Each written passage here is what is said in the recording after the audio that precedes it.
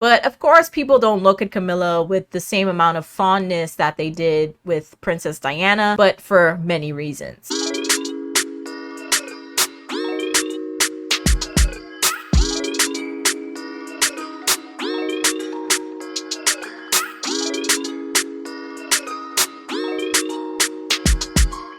Hello you guys, welcome to the channel. It's your girl JD here, back with another video. So today we are going to be diving into an actual TV series, not a reality TV show this time. This is The Crown, the final chapter. So this is the first time I've actually spoken about this show on this channel, which is a shame considering that it's the final season, and it has definitely been one of my favorite shows over on Netflix for quite some time. But I did speak about it at one point over on my main channel, but I think I might have privated that video because I was going in another direction with that channel and then moving my TV show and movie reviews to this one. So yeah, but either way, when it comes to this show, I really think they could have just kept going if they wanted to, considering there's so much about the British royal family's story that wasn't told. But the show creator, Peter Morgan, was pretty dead set on not bringing the show up to present times. So it started back in November of 2016, starting with, the young Queen Elizabeth II's ascension to the throne after the death of her father, George VI.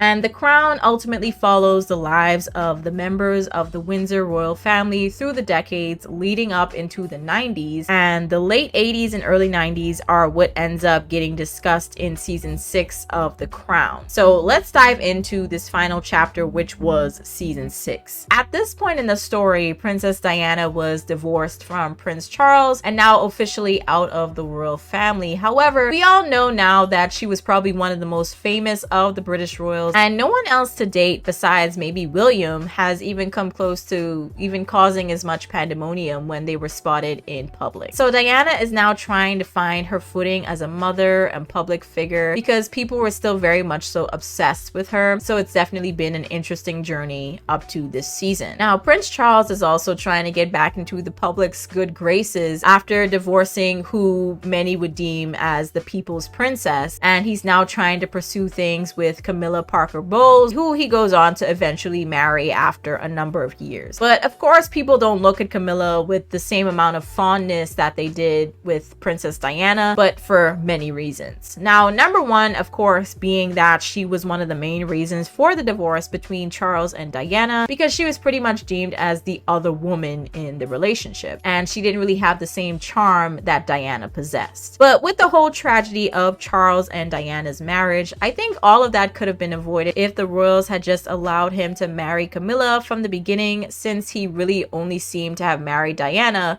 because that's what everyone else wanted. But anywho, that's where we are in the storyline, and Diana and Charles are now trying to co-parent and exist as individuals. The monarchy's existence is still being challenged, and they're also now trying to adapt to the rapidly changing political landscape of the country. So not only are they still trying to follow through with their duties, but they're also trying to balance being a family, but just a not so regular one. So Princess Diana soon meets Mohammed Al-Fayed, who was an Egyptian businessman and a pretty wealthy one at that, considering at the time of his death just last year, he had a net worth of $2 billion.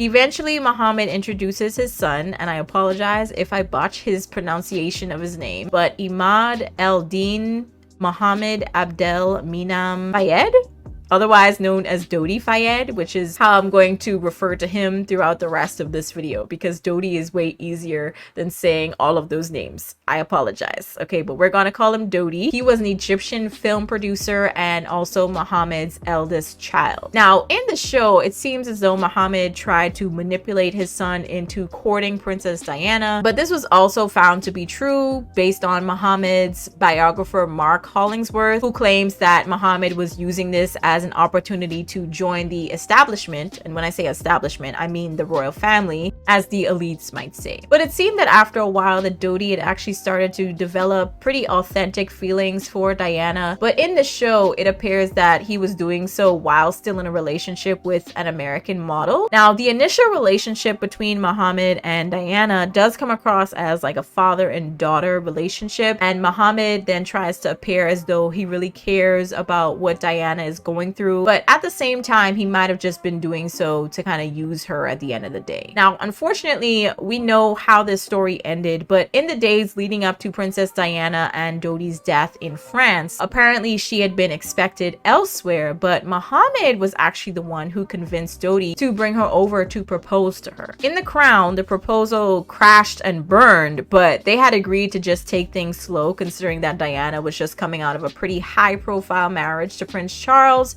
But in real life, I'm not entirely sure how that proposal really went. But after this, they decided to leave the hotel to head over to Dodi's apartment because Diana was feeling uncomfortable with all the media attention outside of their hotel. Now, tragically, just minutes after leaving, they ended up in a pretty serious car crash in a tunnel, seemingly trying to get away from the evasive and very determined paparazzi. Now, Dodi and the driver both died at the scene, but Diana was still alive for a few more hours until she succumbed to her injuries at the hospital. Now, this was definitely a moment in history that I think people around the world felt, and it was not just in the UK. I even remember people still talking about it years later as a child, but at this time I didn't really know who Princess Diana was really, but you could definitely feel the sadness regarding the situation. Now, ultimately, when it came to how the royal family dealt with her death, it seemed like everyone kind of took different approaches. Her sons, William and Harry, both took it pretty hard, but it seemed like William became more so angry than anything else and kind of took it out on his father Charles. And Queen Elizabeth, along with many of the other members of the family, were pretty stoic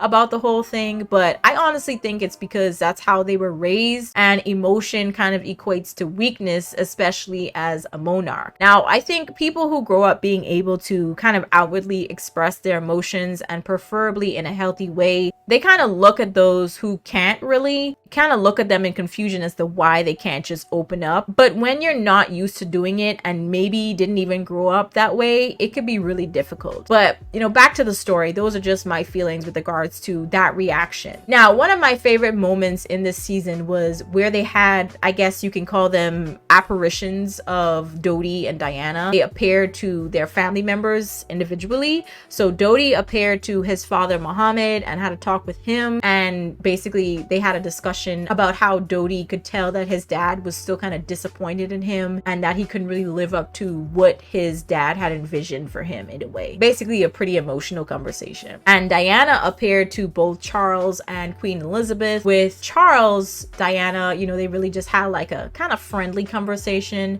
But with Queen Elizabeth, you could kind of see that she was trying to be like a mother figure, but I think she just didn't really know how to be, how do I say this, like an emotionally attached type of mother figure that I think maybe Diana probably needed a little bit more of. They have that conversation, and obviously the writers, they kind of took that liberty there for cinematic intrigue, but in real life, who knows, maybe they could have seen them in their dreams, you know, like maybe Queen Elizabeth could have seen Diana, Charles could have seen Diana, you know, had dreams where they just appear. Because I've definitely heard a lot of people, whenever they would have family members or people close to them pass away, shortly after that they would have dreams, or they would be able to see them, talk to them. So you never really know how people are going to react to deaths. Okay, so it could have happened. We don't know. But I think ultimately it kind of gave Diana and Dodi a voice beyond their deaths, and you could get to see a little more emotion from Charles and the Queen,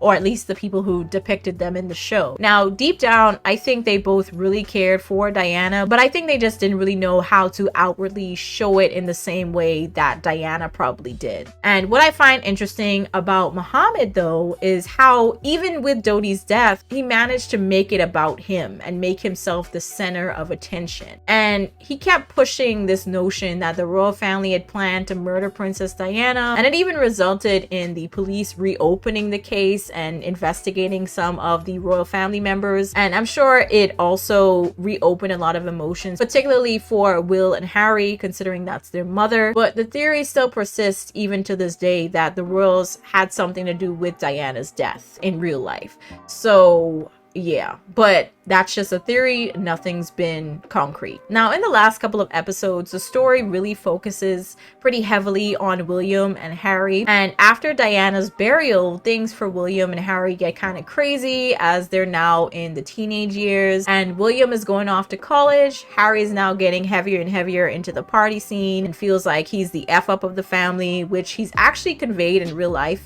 in actual interviews. But I'm trying my best to refrain from talking about him and also his wife Megan much in this video because I know that could definitely spark some debate. So I'm trying to refrain from talking about them. So William at this point in his life is pretty much seen as the it boy or the Prince Charming that all of these girls are after. And he's also trying to juggle grieving his mother's death, college, and girls and young women also clamoring after him. So it's around this time that he actually meets Kate, aka Kate Middleton as we know her. And according to the show, Kate was actually bound to go to a different college with some of her friends, but her mother was actually the one that made her go to the same school as William after hearing her interest in him, if that makes sense, like in terms of like romantically speaking, like she had a crush on him, I guess. But this was like years ago according to the show. So eventually Kate and Will end up getting to know each other after seeing each other around, and it took some time, however, for a romance to begin. And during the first semester, William had actually dated a woman by the name of Carly Massey Birch, and Kate was actually seeing Rupert Finch, who seemed to be a disappointment for her mother. But it was after a fashion show ultimately that Kate had actually walked in that things really kicked off, which would eventually lead to them getting married in 2011 and them becoming the Duke and Duchess of Cambridge, and soon thereafter becoming the Prince and Princess of Wales after Queen Elizabeth II's death this past year. Now, one thing that I find interesting is the final episode in particular. Now, here we see the Queen start to question a lot of things and kind of unravel just a little. And one thing that was pretty heavy on her mind was whether she should sanction and or approve of Charles's marriage to Camilla, and also whether she should step down and allow Prince Charles to become king. However, it doesn't really work out that way. The job is ultimately until death. And she's also doing all of this shortly after dealing with the death of both her sister and her mother. So at the end, she eventually gives Charles the go-ahead when it comes to the wedding. And when it came down to being queen,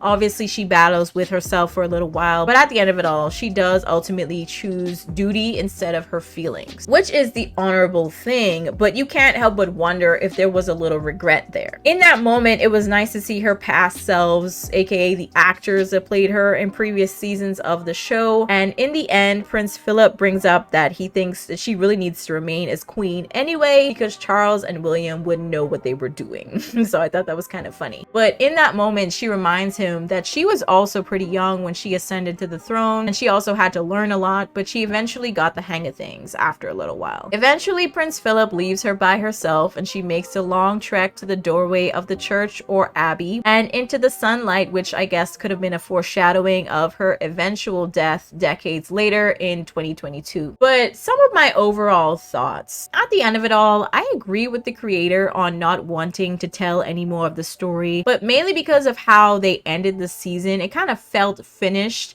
but not all at the same time. So it was kind of fulfilling that it was the end of the story, but it kind of gave that sense of, well, there's more, but we're not doing that. You know what I mean? So I'm definitely going to miss this show because I felt that they did such a great job of telling the story the way that it was in reality without adding too much fluff, because that always tends to be the issue with these types of shows, at least for me. And the casting was pretty much spot on. Obviously, they had several different people playing each person to represent the fact that this show was depicting the royals' lives over several decades. And they even look so much like the real royals, it was kind of crazy. My favorite actors and or actresses in this series, at least personally, would be Claire Foy and Matt Smith, who played the young Queen Elizabeth II and Prince Philip. Also, Vanessa Kirby and Helena Bonham Carter as Princess Margaret. So basically, Vanessa played the younger Princess Margaret and Helena played like the mid I guess, the midlife Margaret, and Dominic West as the older Prince Charles, Imelda Staunton as the older Queen Elizabeth, and lastly, of course, Elizabeth Debicki as Princess Diana. I thought she did a really great job capturing Diana's demeanor that I would see in a lot of interviews and various video clips of her before her death. And I think everyone kind of did a great job bringing the show together, but I really enjoyed kind of watching them do it. And I'm going to need another series that gives me the same intensity, but obviously about someone else that's interesting, because this was really well done. I think if Peter Morgan, this creator of this show, does another show, I'm probably going to end up watching that too, because he did a really great job with this. But y'all could of course comment down below, let me know your thoughts on all of this, on all of these seasons down below, this whole TV series. I'll catch you guys in the next one. Peace.